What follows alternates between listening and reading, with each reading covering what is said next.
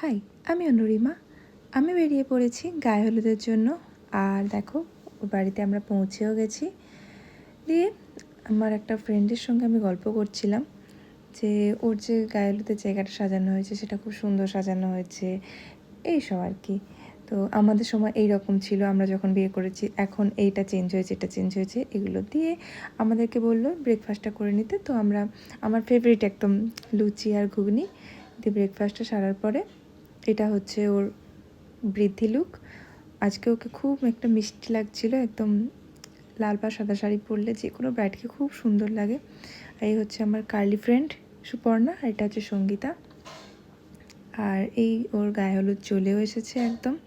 গায়ে হলুদ আসতে একটু লেট হয়েছে, বাট ওর যেহেতু শ্বশুরবাড়িটা অনেকটা দূরে, তো সেখান থেকে আসতে একটু টাইম তো লাগবেই।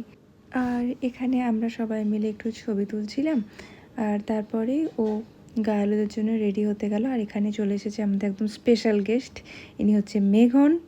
আর এনার একটু দুষ্টুমির কারণেই এনার মায়ের আসতে একটু দেরি হয়েছে। তারপরে শুরু হয়ে গেছে ওর গায়ে হলুদের পর্ব।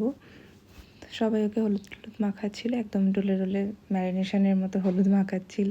সবার বিয়েতে যে আনন্দটা হয়, ওর বিয়েতে একটু কষ্ট লাগছিল, কারণ ও আমাদের থেকে একটু দূরে চলে যাচ্ছে।